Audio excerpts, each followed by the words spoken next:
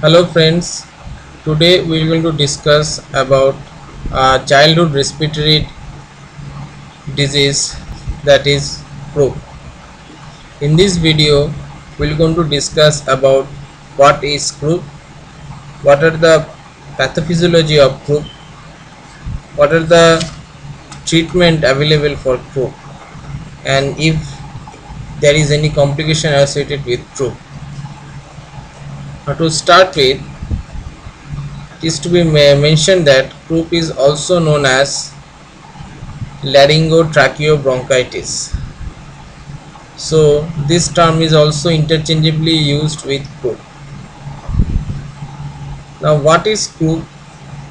Croup is a respiratory condition caused by viral infection of the upper respiratory tract, which secondarily causes swelling inside the throat, especially the vocal cord, creating symptoms such as cough, stridor, hoarseness, especially at night.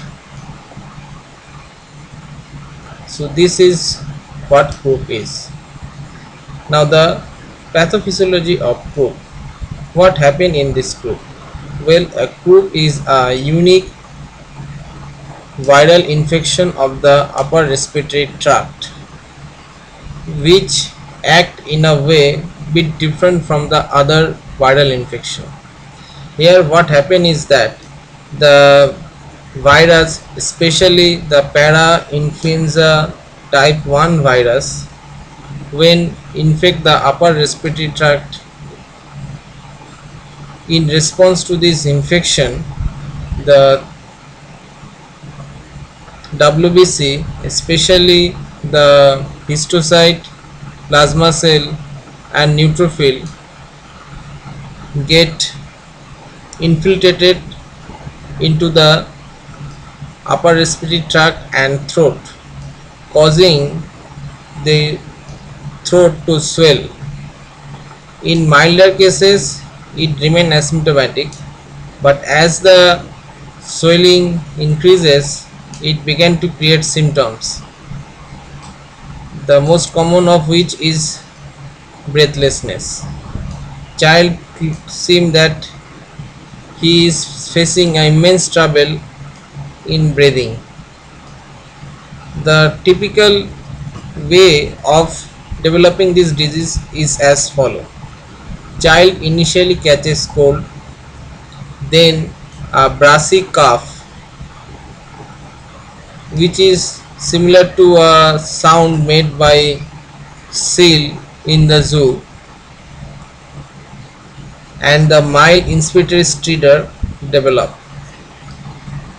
As obstruction increases, as I mentioned earlier, due to the swelling of the throat, stridor also increases, and child become restless, anxious, with fast breathing, and eventually cyanosis develop. So the croup is a respiratory disorder caused by virus, and the symptomology develop due to the swelling of the throat, not due to the mucus secretion or other that are usually associated with the viral infection. Now the treatment of croup.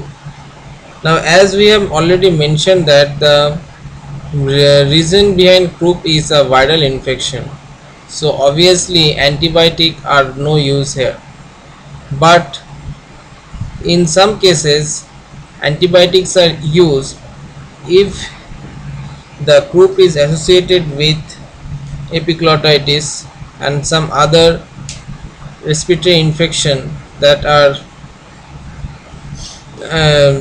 caused by bacteria.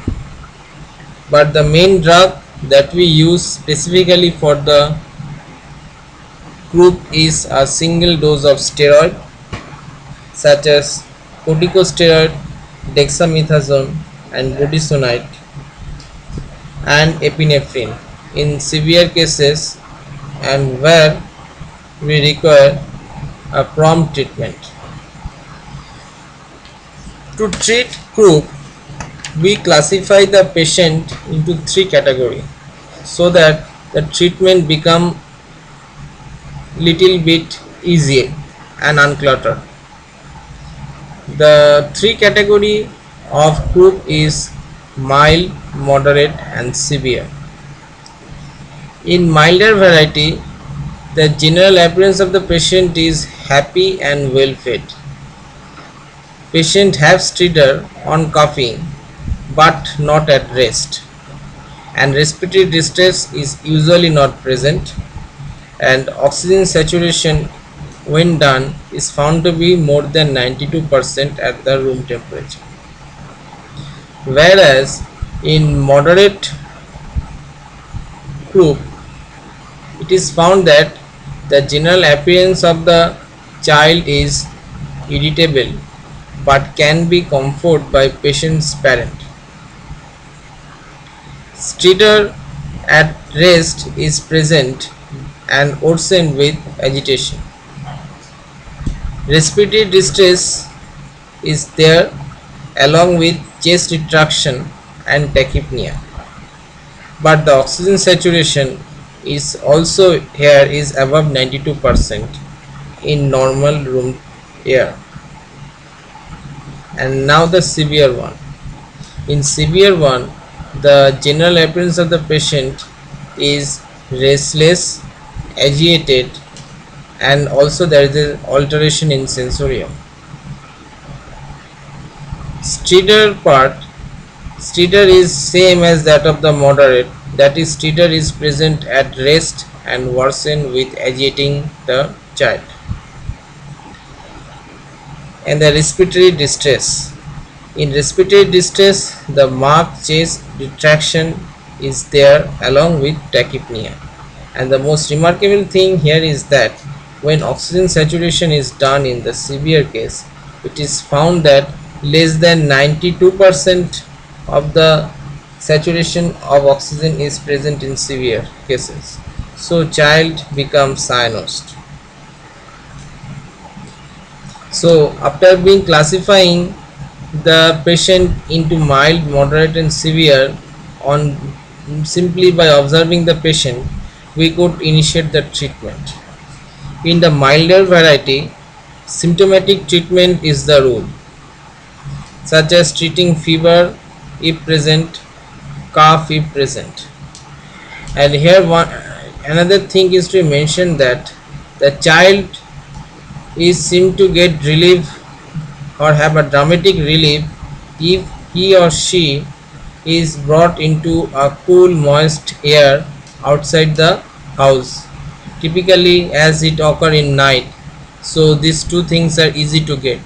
So parents are advised to take their child for a night walk or a stroll outside the house when they develop this kind of symptoms, and there is no reason to panic because fatality associated with croup is very rare.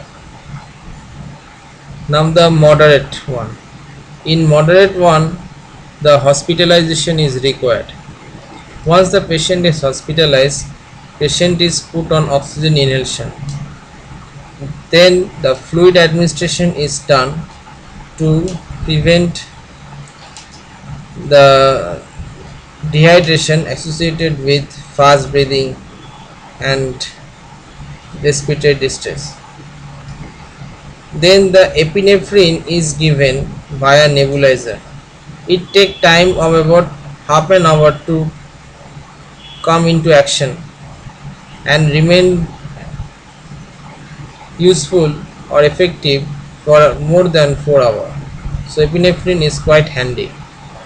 And then a single dose of steroid with dexamethasone, budesonide or corticosteroid is found to be sufficient. Now the severe one. In severe one, patient is required to hospitalize, and that also in ICCU. Then oxygen inhalation is set up and the single dose of steroid is given. But if it has been found that there is no improvement is taking place, then by no delay the patient is put on ventilation with positive pressure. But even then, it is to be mentioned clearly that even in severe cases of croup, it is rarely fatal, and croup is very successfully treated in throughout the cases. So there is no reason to panic.